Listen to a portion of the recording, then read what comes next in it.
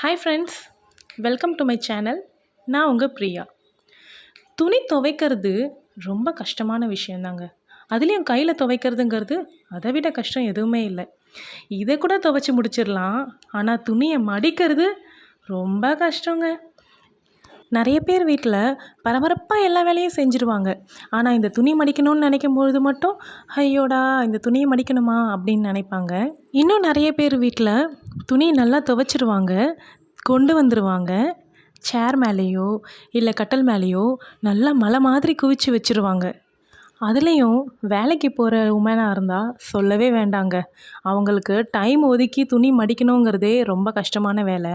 ஏன்னா அதை நான் அனுபவிச்சிட்ருக்கேன், அதனால சொல்கிறேன். நிறைய பேர் வீட்லேயும் இந்த பிரச்சனை இருக்கும் தான். அதுலேயும் நான்லாம் கையில் துவைக்கிற ஆளுங்க. இப்போல்லாம் 100க்கு 90 பேர் வீட்டில் வாஷிங் மிஷின் இருக்குங்க. கையில் துவைக்கிறதுங்கிறது ரொம்பவே கஷ்டமாயிடுச்சு, ரொம்ப ரேராகவும் போயிடுச்சு. இப்போ வரைக்கும் எங்கள் வீட்டில் வாஷிங் மிஷின் இல்லை, கையில் தான் துவைச்சிட்ருக்கோம். உங்களில் எத்தனை பேர் வீட்டில் வாஷிங் மிஷின் இல்லை, இன்னமும் நாங்கள் கையில் தான் துவைக்கிறோம் அப்படின்னு சொல்கிறவங்க கமெண்ட்டில் சொல்லுங்கள். நான் என்னென்னலாம் யூஸ் பண்ணி துணி மடிக்கிறதுக்கு நேரம் ஒதுக்குவேன்னு பார்த்தீங்கன்னா, எனக்கு பிடிச்சமான யூடியூப் ஓப்பன் பண்ணிக்குவேன். ஏதாவது எனக்கு டைம் பாஸ் ஆகிற மாதிரியான வீடியோஸ் ஆன் பண்ணி வச்சுட்டு, அதை அப்படியே பார்த்துக்கிட்டே நான் துணி மடிப்பேன். அப்படி இல்லைன்னா பாட்டு போட்டு வச்சுட்டு, பாட்டு கேட்டுக்கிட்டே துணி மடித்து இந்த மாதிரி கபோர்டில் வச்சுருவேன். ஜஸ்ட்டு நம்ம ஒரு 1/2 அன் ஹவர் டைம் ஸ்பெண்ட் பண்ணோன்னா, தினமும் துவைக்கிற துணியை அன்னன்னைக்கே நம்மளால் மடித்து வச்சிட முடியும். நம்ம தான் அதுக்கு முயற்சி பண்ணி டைம் ஒதுக்கி பண்ணணும். இவ்வளவும் ட்ரை பண்ணி நம்ம மடித்து வச்சா கூட அந்த கபோர்டு ஆர்கனைஸ்டாக இருக்கிறதுங்கிறது ரொம்பவே பெரிய டாஸ்க்குங்க. எப்படியும் ஒரு மாதத்துக்கு நம்ம ஆர்கனைஸாக ஃபாலோ பண்ண முடியும்.